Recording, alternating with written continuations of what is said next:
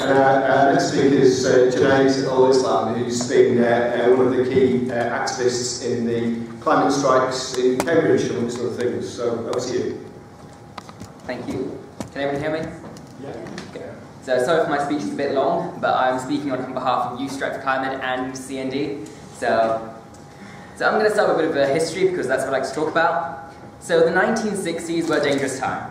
The world had just experienced the first two nuclear weapons, and now tensions had quickly risen between America and Russia, the global superpowers, along with Britain, France and China all tagging along.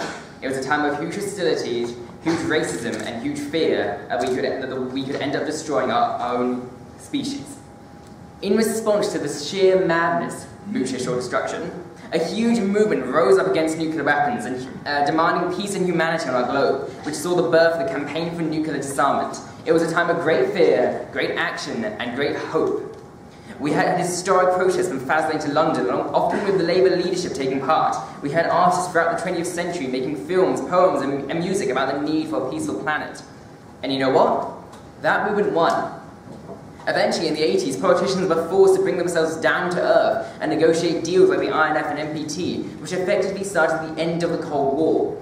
After that, nuclear threats virtually disappeared for a while. It was a time of real victory for peace. Soon after that, we had a victory for the climate movement. After this back and forth during the 70s, and whether climate change was really a problem and how to actually solve it, the PSAs in the 90s about the Amazon rainforest and the need for a sustainable society got enough notice that politicians were forced to take action. Between 2004 and 12, deforestation dropped by 84%. Not to mention global warming actually started getting taught in schools. Then something weird happened. Okay, so we made huge victories in the peace and climate movements, and then we quietened down a bit. That's not to say that people weren't very passionately campaigning for peace and climate justice. There are obviously many were, especially in this room, and who were vital for leading up to the Youth Strike for Climate movement and Extinction Rebellion.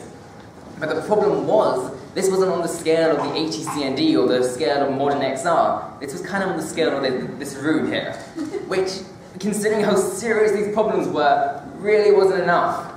The reality is the mainstream media and mainstream people were not talking about climate change and nuclear weapons. I mean, by 1997, Labour had long abandoned their policy to scrap Trident.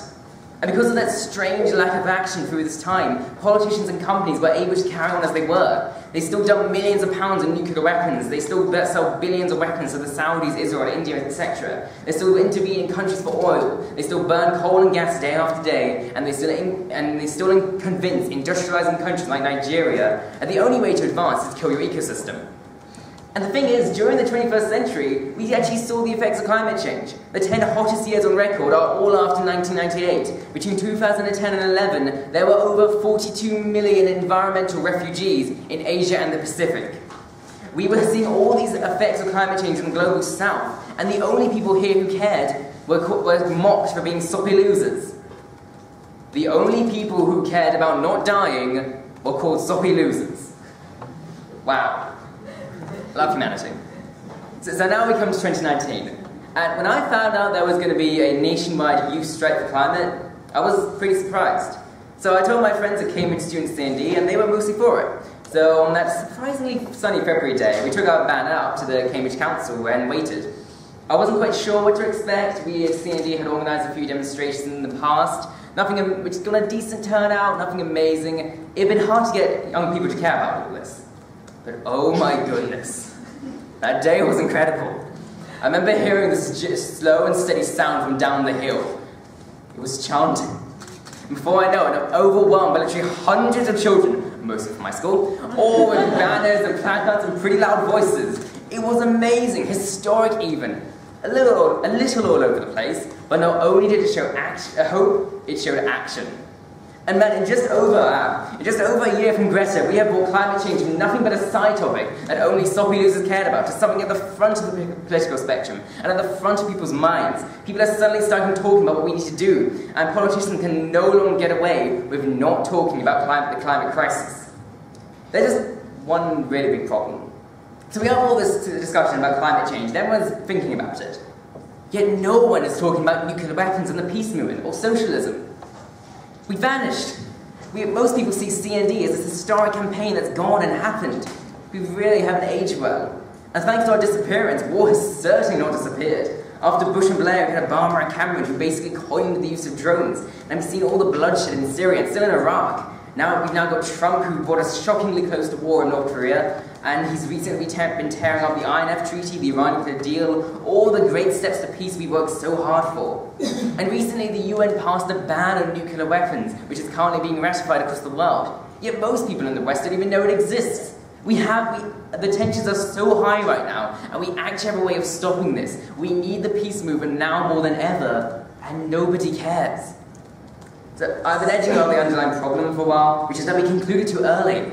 The moment we got just a tiny bit of action done, we all celebrated and got on with our lives. As a result, culture shifted from one that yearned for peace and climate justice. That's why Bolsonaro managed to reopen the Amazon to deforestation, because there wasn't enough being done to stop him. So fortunately, the climate movement has risen up once more, and bigger than ever. So I think it was a good move from C&D to embrace XR. The problem is, XR and Youth Strike for Climate haven't embraced the peace movement as much, something we can talk about a bit later. Though I think if we in the peace campaign and socialist movement represent ourselves in the climate movement, we can influence them and get them fully on our side. In 2019, we saw the rise of the Youth Strike of the climate movement. In 2020, I want to see the rise of the peace movement, the socialist movement, and the climate movement, all working together as one, and not stopping, not getting on with our lives, until we get a peaceful and prosperous world which all can thrive in. Thank you.